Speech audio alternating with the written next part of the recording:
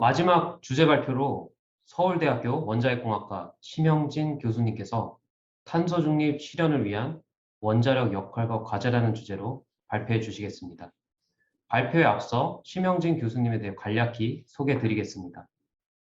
심영진 교수님께서는 서울대학교 원자핵공학과에서 박사학위를 취득하셨으며 현재 서울대학교 원자핵공학과 학과장, 에너지시스템공학부 학부장으로 활발히 활동 중에 계십니다. 심영진 교수님 발표 부탁드립니다. 네, 감사합니다. 잘 들리시나요? 네, 잘 들립니다. 예, 안녕하십니까. 서울대학교의 심형진입니다. 이렇게 귀중한 자리에 발표의 기회를 주신 과학기술정책연구회에 감사드립니다. 예, 탄소 중립 실현을 위한 원자력의 역할과 과제라는 제목으로 말씀드리겠습니다. 목차입니다. 먼저 에너지 믹스 전략이라는 데서는 이제 다양한 에너지원들이 있는데 다 일장일단이 있죠. 그래서 6개 임자로 어떤 평가 임자들을 고려를 할 수 있을지 말씀을 드리겠고요. 특히나 그 6개 임자 중에서 원자력 발전과 관련해서는 환경성, 안전성, 경제성과 관련해서는 이제 첨예하게 실은 의견이 친원자력, 반대원자력하고 엇갈리는 부분이 있는데 관련해서 이제 저의 견해를 말씀드리겠습니다. 그리고 세 번째가 이제 아까 박재근 교수님께서도 잠깐 말씀하셨지만 그래서 이제 뭐 돈이 얼마나 드느냐 하는 얘기가 굉장히 중요하게 다루어져야 된다고 저도 동의를 하면서 그래서 2050년에 탄소 중립을 달성할 수 있는 전원 구성 시나리오에 대해서 원전 비중을 여기 정부의 탄소 중립 시나리오 A안부터 시작해서 그러니까 6.1%죠. 원전의 비중이요. 그기를 61%까지 늘려가면서 마일스톤을 잡아서 경제성이 어떤 식으로 변화가 있는지 제 시뮬레이션 결과를 말씀드리고 결론 맺도록 하겠습니다. 그래서 예, 말씀하신 대로 결국 예, 이게 옵티미제이션 프로블럼이고 또 옵티미제이션 프로블럼 최적화 문제에서는 그 목적 함수를 뭘로 잡을 것이냐 하는 건 굉장히 조심스럽고 어려운 문제입니다. 그렇지만 이제 그런 관점에서 에너지 믹스의 목표를 한번 생각을 해보면 저는 이제 요 세 가지가 아닌가 생각을 하는데요. 그러니까 국민복지, 에너지 안전 공급, 그리고 탄소 중립, 기후위기 대응 이렇게 되겠습니다. 그래서 다 공이 중요하지만 지금 현재로서는 제 생각은 탄소 중립을 달성하기 위해서 이 에너지의 안정적 공급이라고 하는 것이 훼손이 되면 안 된다 하는 생각인데요. 그러니까 뭐 탄소 중립 때문에 한두 시간 전기가 끊어져도 된다 하는 거는 좀 받아들이기가 힘들 것 같습니다. 그렇지만 이 부분도 분명히 논쟁의 여지는 있을 것 같습니다. 아까 박재근 교수님 말씀하신 대로 인류의 최고 직면한 문제에 대한 대응으로 보면 탄소 중립이 또 더 상위에 있는 목표일 수도 있겠다 하는 생각도 갖게 되고요. 그래서 목표를 이런 정도 잡아보고, 그 다음에 이 목표 달성을 위한 정책 수단이 결국은 이제 계획, 또 진흥책, 그 다음에 채찍에 해당하는 뭐 규제 정책 이렇게 있을 테고, 각 발전원들 또 에너지원들은 이 6개, 저희는 E3, S3 이렇게 앞글자만 따가지고 이렇게 통상 부르는데요. 그래서 환경성, 경제성, 탄력성, 안전성, 안보성, 이건 에너지 시큐리티가 되겠습니다. 그 다음에 사회성 혹은 사회적 수용성 이렇게 다 공이 모든 발전원들이 일장일단 또 특별한 특징들을 갖고 있는 거고 특히나 다 바로 직관적으로 상상이 되실 텐데 이 탄력성과 관련해서는 앞서 이상준 박사님께서도 이제 저희가 탄소 중립 또 기후위기 대응을 논하는 타임프레임이 2050년 또 2100년 이렇게 굉장히 길기 때문에 실은 그 안에서 많은 변화가 있을 수 있습니다. 그래서 발전원들의 그런 유연성, 회복력, 저는 이제 탄력성이라는 이름을 붙인 것이고요. 이것이 또 발전원들의 주요한 그 미덕으로 또 평가 요소로 또 적용이 돼야 되겠다 하는 생각을 해봅니다.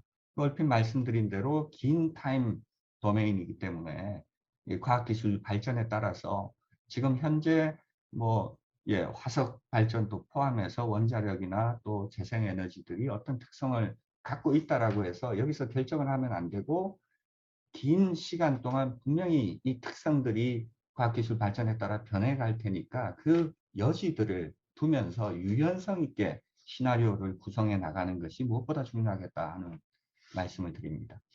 그래서 말씀드린 대로 환경성부터 원자력에 대한 저는 뭐 오해 이렇게 제목을 붙였지만 뭐 뭐 견해차 뭐 이렇게도 보실 수 있겠습니다. 그래서 원자력을 반대하시는 쪽 또 찬성하시는 쪽 이렇게 보시면요.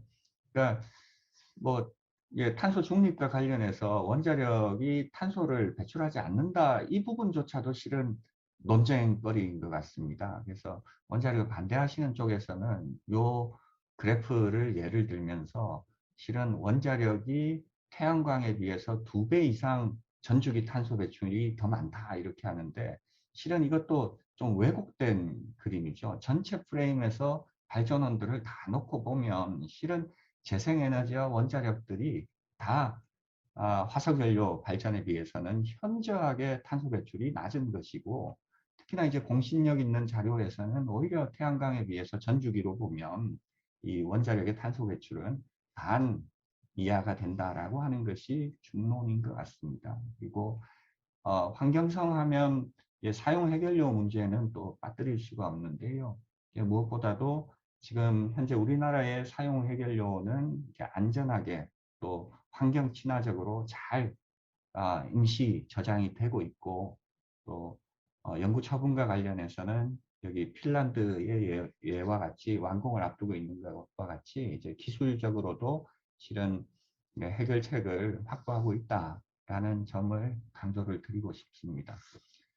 다음에 이제 안전성인데요. 여기에 수소 탱크 폭발 사고 우리나라에 있었던 거, 그다음에 LNG 또 심지어 뭐 태양광 패널 설치하다가 지붕에서 떨어져 가지고 사망하는 사고 이렇게 있는데 제가 그러니까 모든 에너지원들 발전원들이 다 위험하다 이 말씀을 드리려고 이 그림을 넣은 것은 아니고요.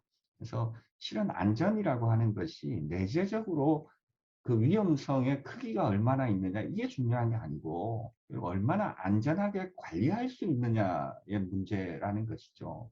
그래서 우리나라 같은 경우에 정부 기관으로 원자력안전위원회 또 규제 전문 기관들을 두면서 뭐 거의 1000분 가까이 규제 인력이 원자력 안전에 대해서 규제를 하고 또 평가를 하고 심사를 하고 그렇게 하고 계십니다. 그래 이런 전차로 지금까지 안전하게 이 원전을 운영을 해왔고 저는 이 원안위도 그렇고 규제기관도 그렇고 독립성과 전문성을 더 이렇게 확보함으로써 더욱 원전의 안전성이 더 강화될 것이다 라고 믿고 있습니다.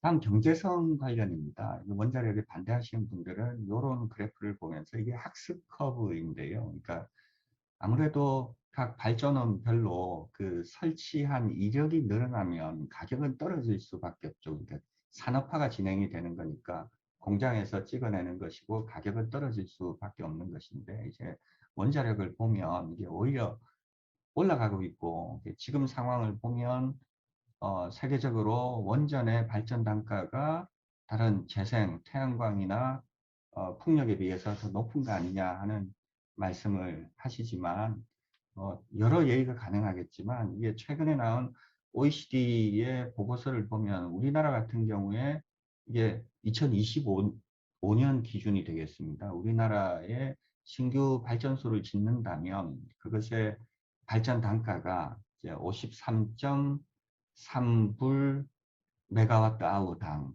이죠. 이거 원으로 환산하면 한 킬로와트 아워당 한 60원 정도 되는데요. 여전히 우리나라에서는 25년에 최고로 저렴한 발전원이 원자력이라는 것이고요. 이걸 유지하기 위해서는 뭐니 해도 지금 뭐 위험한 원자력 산업 생태계를 건전하게 유지를 하는 것, 이 전제하에서 저희는 값싸게 발전을 할 수 있다라는 이 부분을 강조를 드리고 싶습니다.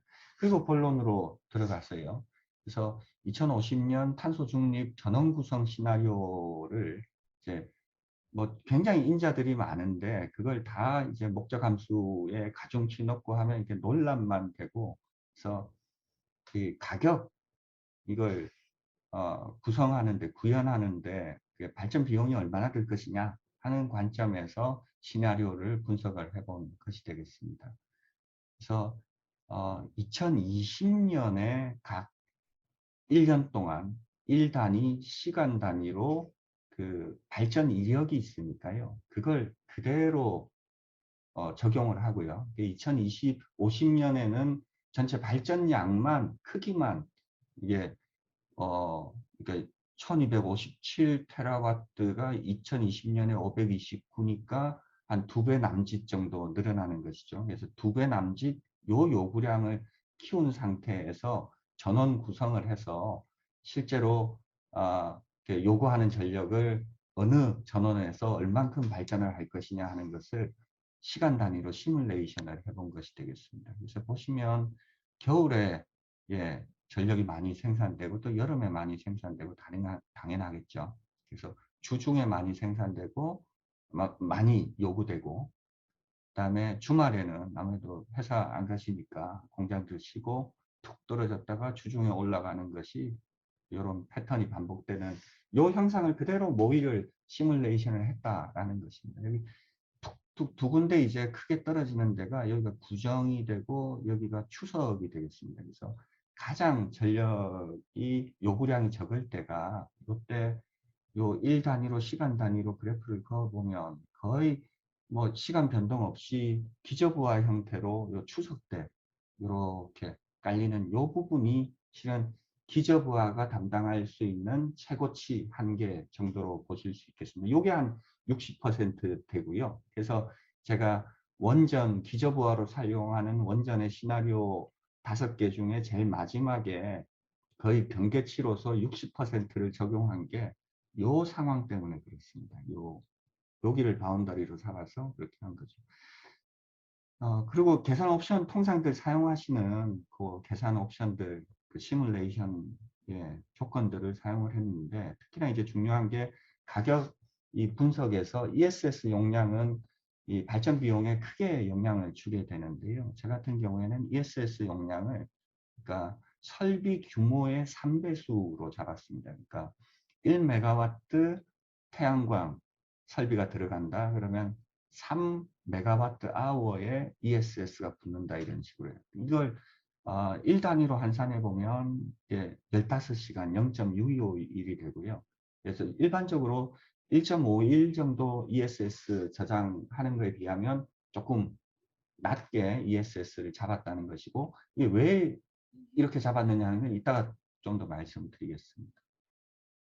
그래서 시나리오 5개가 되겠습니다. 그래서 이 정부안 앞서 설명이 된 그 A안 기준이 되겠습니다. 그래서 제가 정부안의 A안을 보면서는 실은 가장 궁금했던 게 그겁니다. 이게 실제로 되나? 이게 말이 되나? 하는 그 부분을 실은 시뮬레이션을 해보려고 프로그램을 짰던 것이고요. 그 결과를 보여드리고, 그러면 이제 탈원전 시나리오니까 2050년에 살아있는 원전은 9기가 됩니다. 여기에다가 이제 원전을 한 번 연장 운전, 10년 동안 연장 운전하고 또 신한울 3, 4호기 더 지어진다면, 이러면 2050년에 살아있는 원전이 16기가 됩니다.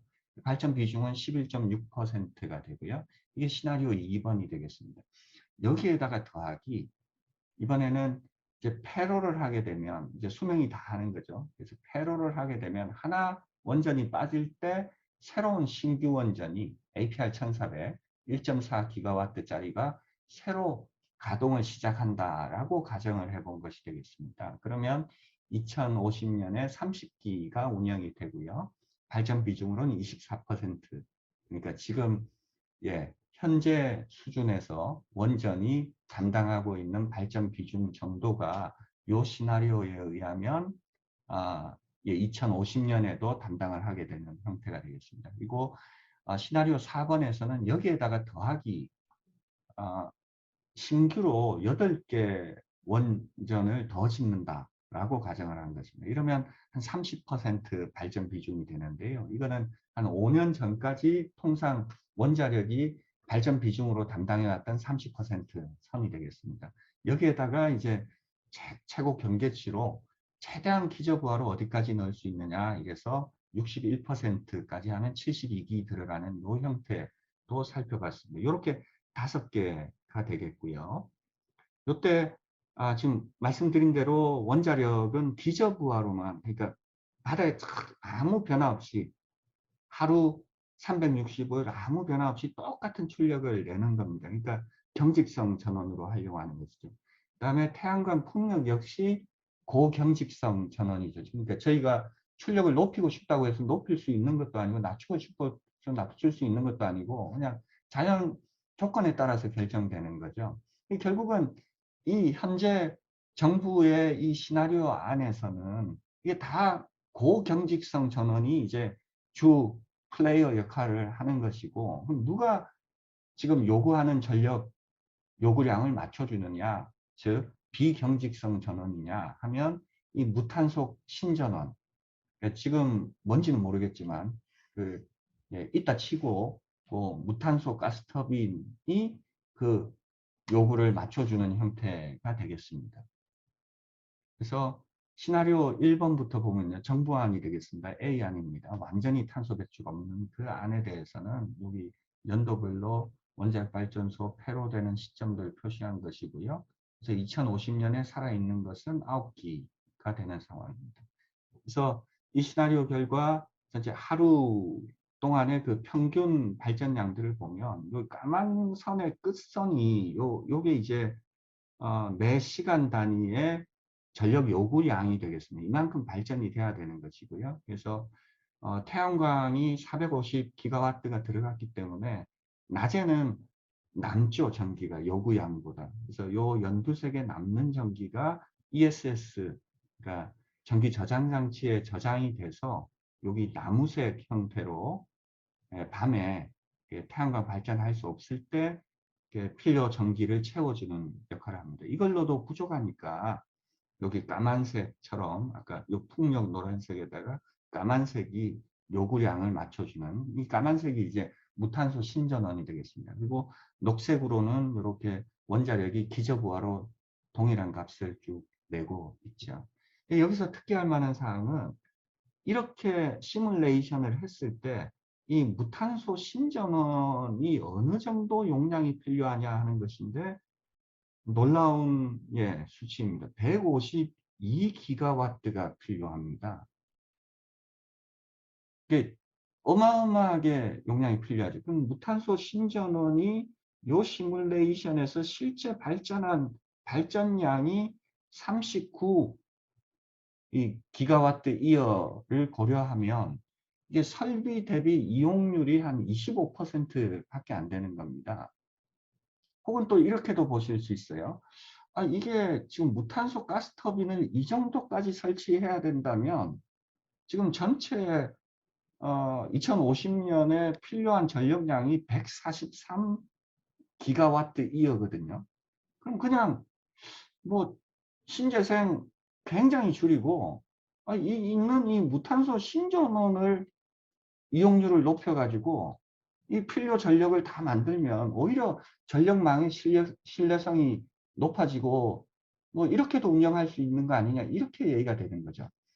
왜 이 좀 그러니까 기이한 이런 전력 구성이 발생하느냐 우리나라 환경에서. 그래서 그걸 따져보면 이 우리나라의 긴 장마철이 문제라는 겁니다. 그래서 2020년에 실제 발전 이력을 가지고 제가 시뮬레이션을 했는데 2020년 같은 경우에 여름 장마철이 장마 기간이 3주나 지속이 됐습니다. 그래서 흐리거나 비 오는 날이 연속으로 3주가 있으면서 그러니까 ESS에 저장된 전기도 다 쓰고 태양광으로는 이 요구량을 못 맞추는 거죠. 결국은 그때 사용할 수 있는 건 원자력은 기저부하로 딱 6%만 담당하고 있으니까 필요 전기량은 여기 까만색 무탄소 신전원이 그냥 장마철에는 계속 전기 다 만들어내는 거죠.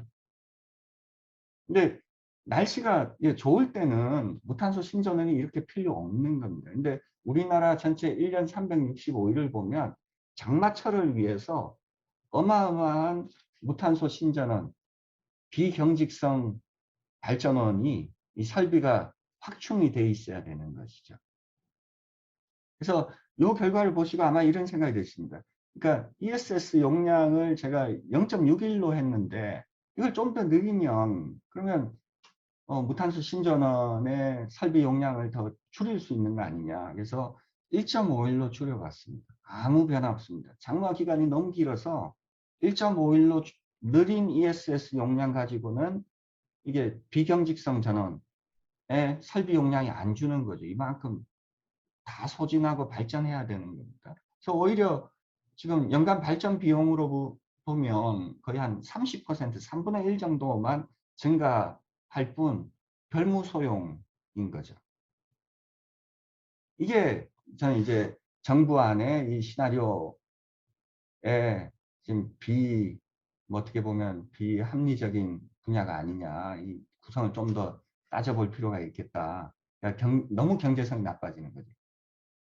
실은 이 경제성에서는 지금 무탄소 신전원의 그 이용률 그 팩터는 아예 고려하지 않은 상황이 되겠습니다. 그래서 시나리오 2번에서는 한 번 연장 운전하고요. 10년 하고 쓸 때 지금 50년에 살아있는 게 16기 되는 시나리오고 11% 됩니다. 다음 원아웃 하나 없어질 때 그 다음에 APR 1400 하나씩 들어가게 됩니다. 그러면 30기 살아있고 24%고요. 다음 여기에다가 신규 원전 8기가 뭐 부지를 확보를 어떤 식으로든 할 수 있다면 그러면 30%가 되고 38기에다가 최대한에 밀어넣는 형태가 72기에 발전 비중 61%까지 가는 상황이 되겠습니다. 그래서 보시면 시나리오 이렇게 쭉 늘어나면서 원자력 발전량은 늘어나고 재생에너지는 줄고 다음에 무탄소 신전원에 비해서 발전량도 줄지요.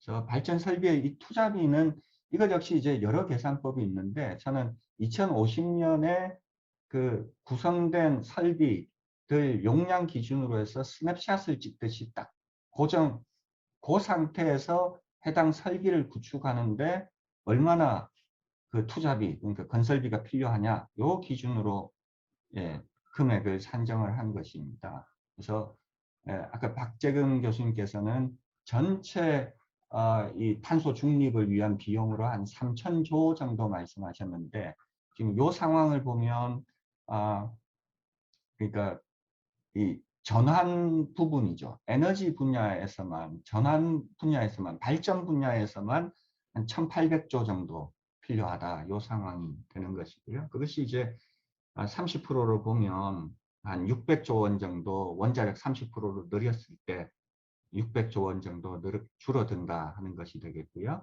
그다음에 아마 관심이 있을 그러니까 전체 1년 동안의 발전 비용으로 보면 246조이던 것이 30% 되면 194조가 되는 것이고 이게 전기 요금으로 하려면 다시 망관리 비용에 대한 책정이 들어가야 되는데 이게 불확실성이 커서 굉장히 실은 더 늘어날 수도 있는 상황이라 이게 범위로서 계산을 했습니다. 그러니까 망관리 비용이 지금 현재 20년과 동일하다면 해서 1.93배 전기요금이 올라야 되는 것이고요. 요거 환산하면 그렇습니다.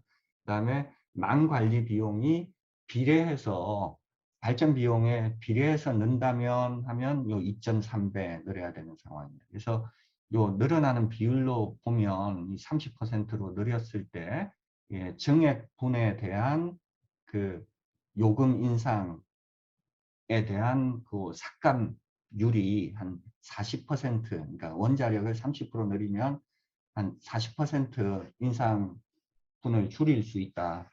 이렇게 시뮬레이션 결과는 그렇게 나왔습니다. 여기에다가 더하기 지금까지 말씀드린 건 제가 원자력을 경직성 전원으로 그러니까 기저부하로만 딱 사용하는 그 예를 말씀을 드렸는데요. 실은 지금 작년부터 해가지고 우리나라에서 열심히 이 혁신형 SMR, 스몰 모듈러 리액터에 대한 연구 개발이 진행이 되고 있고 그래서 계획한 데는 2028년, 2029년 이렇게 표준 설계 인가를 받고 2030년대 초반에 시장에 내놓겠다 하는 그 계획으로 보면 이 혁신형 SMR 역시 굉장히 부하 추종 능력이 실은 원자로가 조금 해가지고 부하 추종 능력이 좋을 수밖에 없습니다. 그래서 해당 원전을 이 무탄소 신전원에 대한 그 자리에 또 조화롭게 적용을 한다면 또 더욱 경제적으로 이 원자력을 도입함으로써 이 탄소 중립을 달성할 수 있는 시나리오 전원 구성안을 달성할 수 있겠다 싶어서 이 내용을 넣었습니다. 그러니까 경직성 전원뿐만 아니라 원자력을 이 비경직성 전원으로도 충분히 연구 개발을 통해서 그 기능을 확보할 수 있다 하는 말씀이 되겠고요. 이제 결론 맺겠습니다. 그래서 세계 각국의 원자력에 대한 활용도가 각국의 정치 및 규제 환경에 따라서 큰 차이를 보이죠. 네, 원자력의 사회적 수용성 제고를 위해서는 그 발전사도 포함해서 발전사와 규제기관 모두 독립성을 제고시킬 필요가 있겠다 하는 말씀 드리겠습니다. 그 탄소 중립 목표 달성을 위해서는 저희가 손안에 이렇게 쥔 게 원자력하고 신재생인데 이건 안 되고 이것만 가지고 이럴 수가 없는 상황이죠. 그래서 탄소 중립 목표 달성과 함께 안정적인 전력 공급을 위해서 원자력과 신재생 에너지가 상보적 상생적으로 조화롭게 적용이 되는 형태가 돼야 되겠다. 특히나 시나리오 분석을 통해서는 원전이 들어가면 들어갈수록 필요한 비용은 줄어들게 되는데요.